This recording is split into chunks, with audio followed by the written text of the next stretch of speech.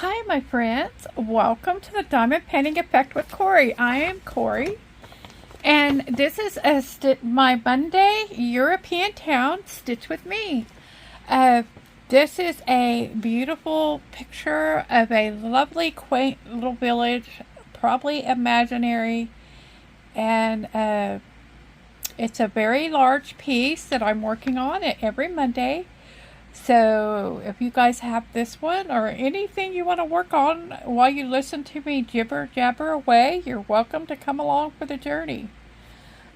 This is an 11 count cotton kit that came from Joy Sunday, and I bought the Joy Sunday kit from VIP Cross Stitch, a wonderful company. They have good budget friendly prices and hundreds of thousands of patterns to choose from.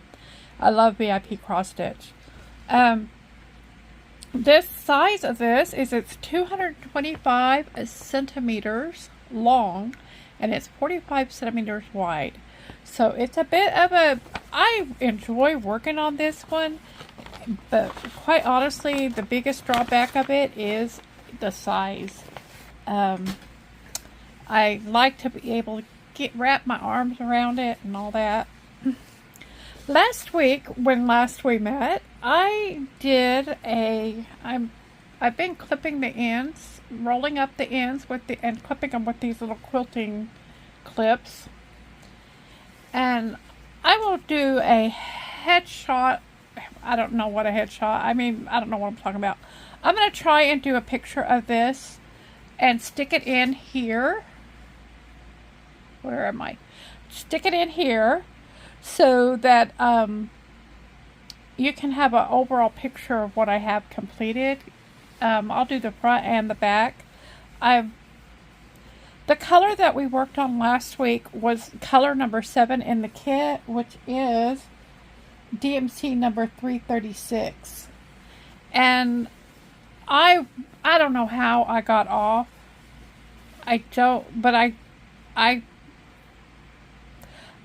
I put it all in the wrong place. So everything that we did last week, I had to take out. I was putting it on the light blue squares. And when it should have been, I don't remember what was under it.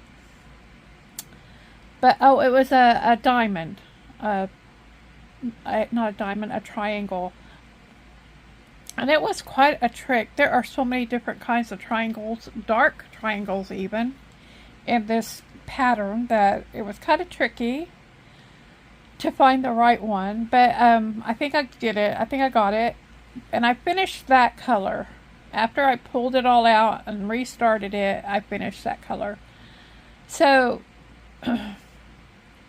today I'm going to work on another blue color. It's this light blue, kind of a I want to say Wedgwood, kind of a grayish blue, and it is this let me bring it up close so you can see their hash marks. It's red hash marks all through the square, and so that is right here. It says number 6, and that's how I knew I was wrong on the other color, because I was doing all the light blue up here, and when I got down to here it said 60. And I knew I wasn't using color number 60, and I knew something was wrong. And so that I pulled it all out and got it back where it should have been. But this is color number 6. There's quite a bit in the roof, and we probably won't get very far today. But so that's where we're at. I have started rolling the ends. Like I said, I've started rolling the ends. I'll probably leave this end loose for now,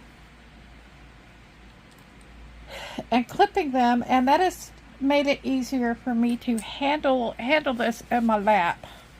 I unroll it more than it needs to be unrolled, just so I have it loose and so I can get under it, and I do stitch in my lap.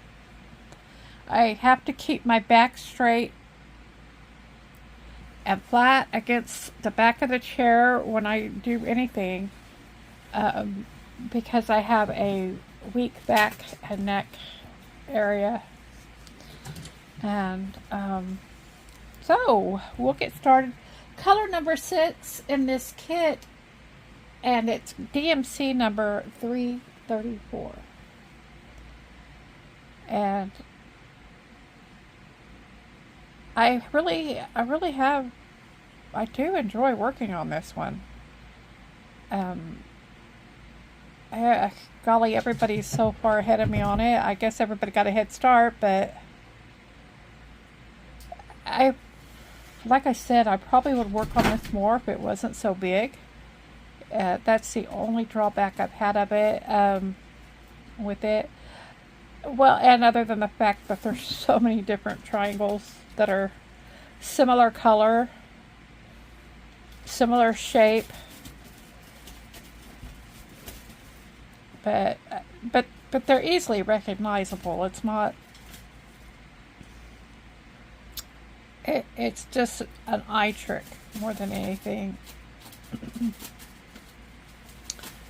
And Gunther is now up. Gunther, what are you doing? Get down. Oh my gosh. I have an armoire that's up to the roof, and he's up there.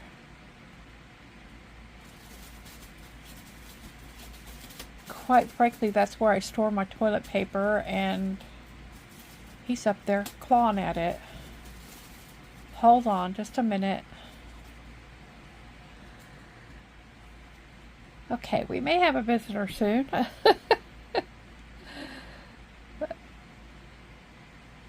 He's now looking for things to knock over off the shelf. He hasn't been successful.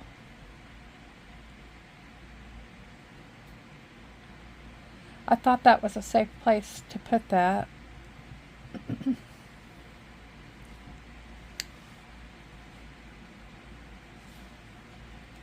I've been trying to keep ahead on the toilet paper in case something else happens that you can't get toilet paper.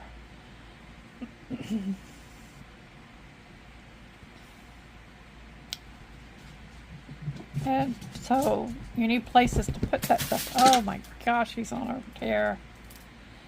He just ran across me and my legs and jumped up to the other side of the room where there's a bookshelf.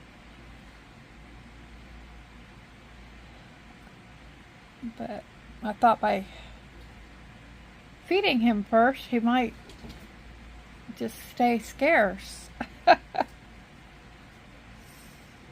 He doesn't get this hyper that often. Or if he does it when I'm asleep.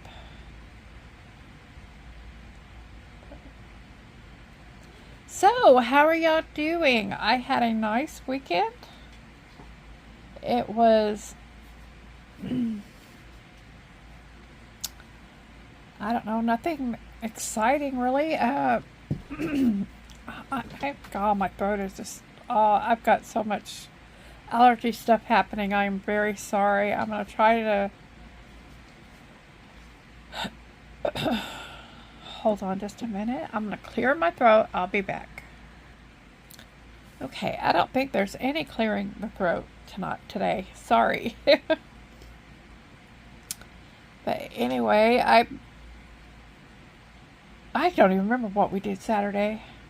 I do remember Saturday night I went to the train station in San Antonio, and I picked up a young newlywed Amish couple.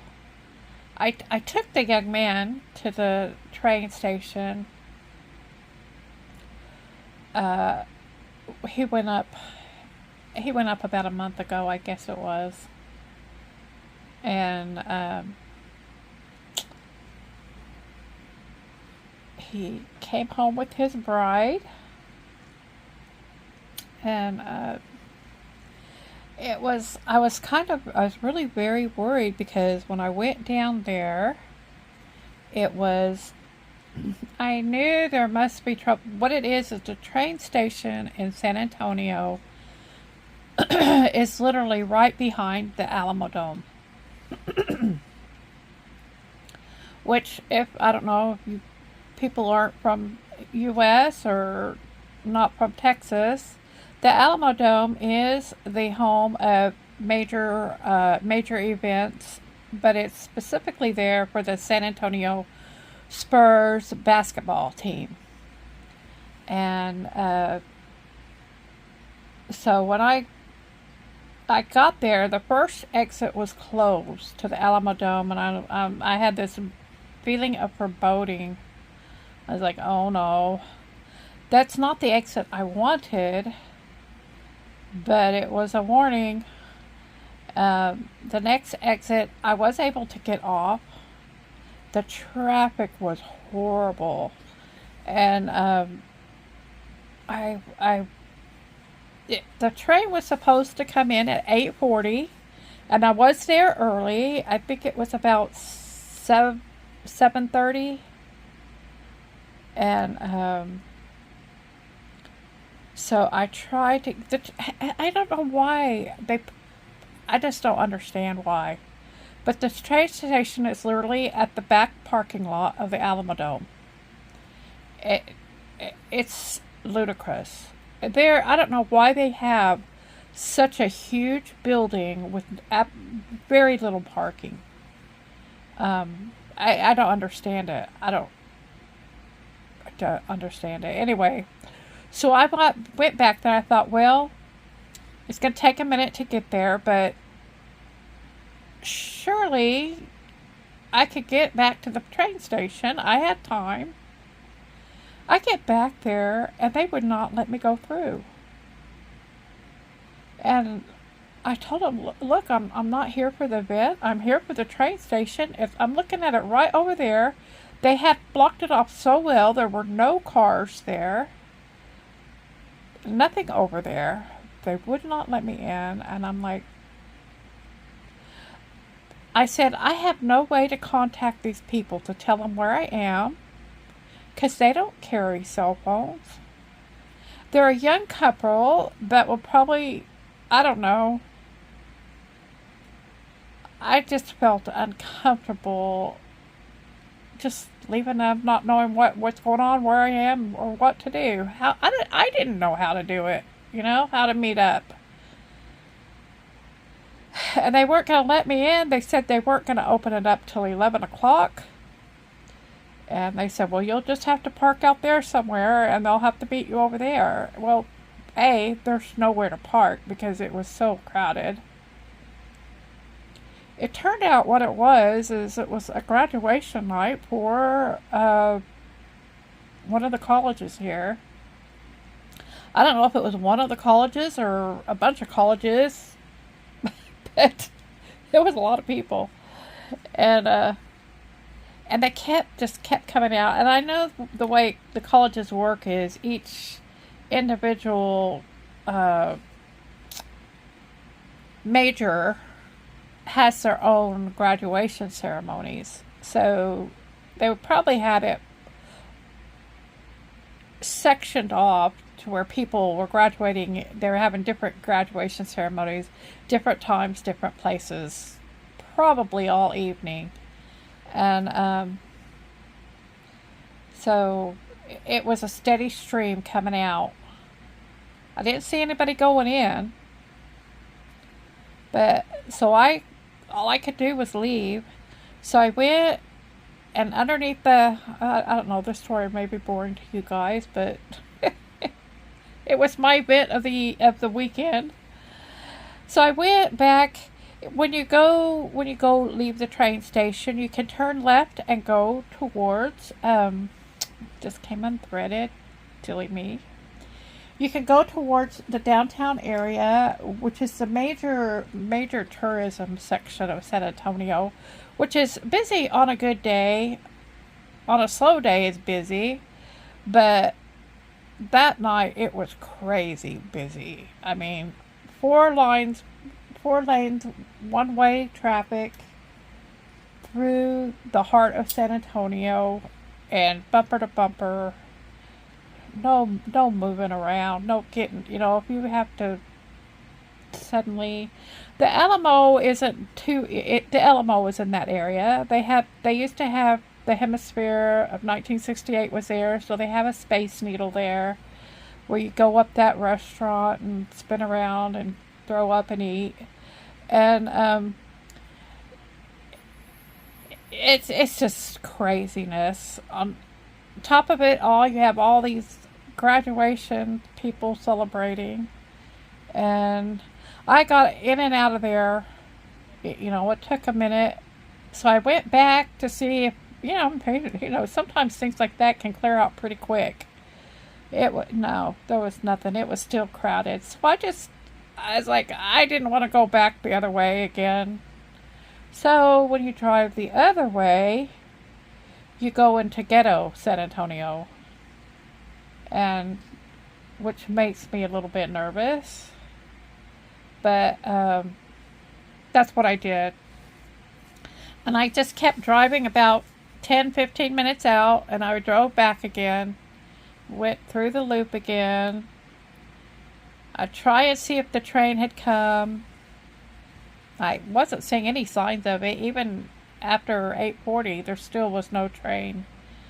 And I kept looking at the update on the arrival time, but they weren't updating it. And so I'd go out and come back, and finally it was about 9 o'clock. It looked like the train hadn't come, but I don't know. The train leaves the train stays for the night, overnight there, but it does leave, and it goes somewhere for them to clean it, get it ready for the next day. And so I couldn't be sure the train hadn't been there whenever I felt confident that I never left long enough to completely miss it. So that's what I did. And that's what I was doing. Finally, I got back, and I was clearing up a little bit, and I just told the guy, please, can I just go park and wait? They really don't have any way to contact them. And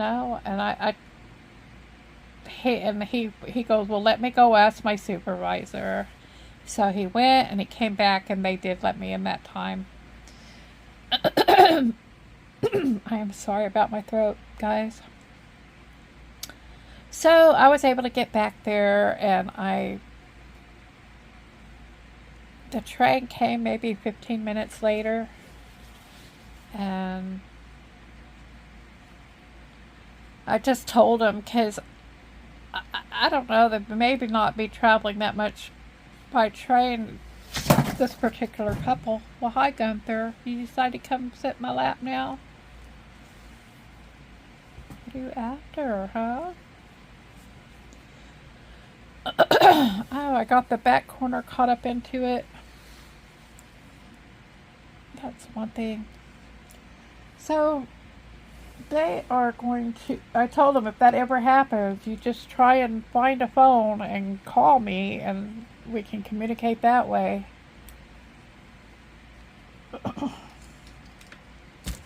And it was just so frustrating, because I could see there was nobody over at the train section. I wasn't going to be in the way. I was more in the way doing what I was doing than if they'd just let me go park over there. And my question for them, legally speaking, is did they have the right to block off public transportation?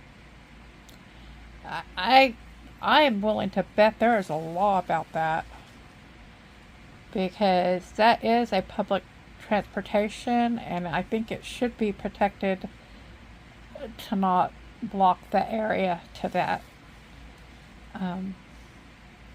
But I wasn't,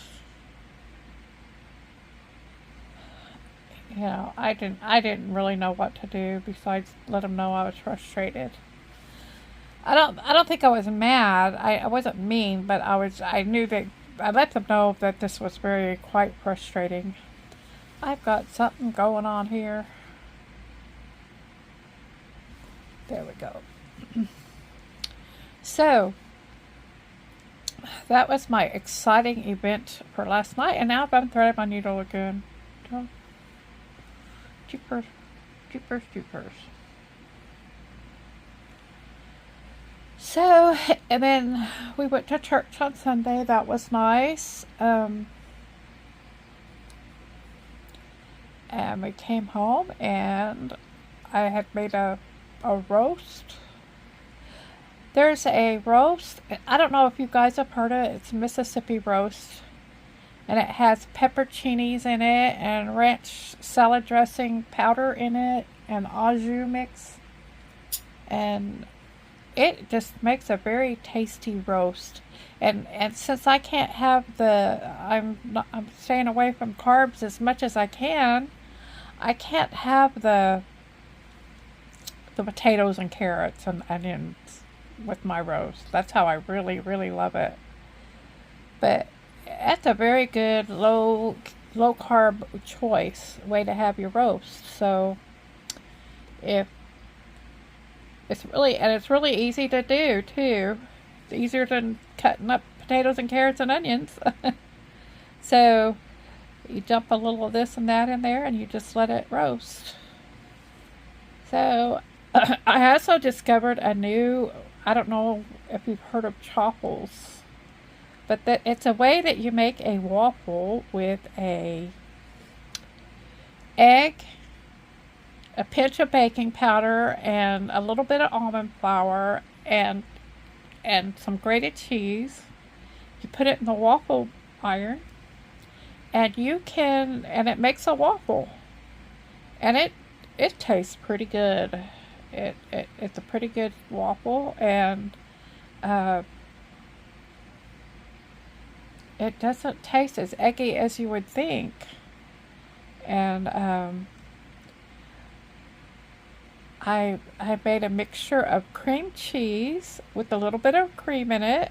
Still, we don't have any carbs. And then a little bit of artificial sugar in it. And I tried different flavors. We did almond flavoring, and we did some cocoa, and still not adding carbs. And we whipped that cream cheese up and put that on our chopples, and oh my gosh, it was a wonderful dessert. And I made that twice, 2 days in a row over the weekend because we love it so much. So I do think the cream cheese does have some carb in it, but yeah, that was a wonderful treat for. It really helped because I have been craving cake so bad. I'm not normally a cake person, but I just been craving cake, and that was a very good substitute. It kept me distracted from the cake, and it gave me a treat also. So there's a little bit on my keto adventure. Well, I want to thank you guys for joining me for my European town and my trip to San Antonio. And I hope that you'll take care, and you'll be back again next time I'm here. Take care. See you in the next one.